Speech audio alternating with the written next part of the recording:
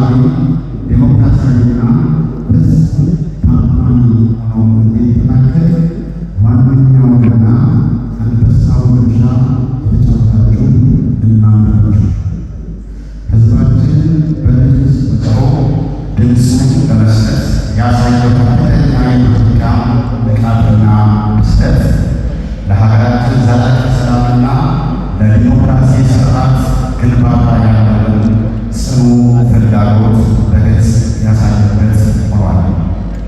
ይህ ምርጫ ሂደቱ የሰለጠነ ውጤቱም ሕዝባዊና እውቅናና እምነት ያገኘ እንዲሁም በየደረጃው የነበራችሁ አስፈጻሚዎች፣ የጸጥታ አካላት፣ ታዛቢዎችና መላው ማህበረሰብ ላደረጋችሁት ለወዳጅ የሌለው አስተዋጽኦ እጅግ የላቀ ምስጋና ይገባችኋል። በምርጫ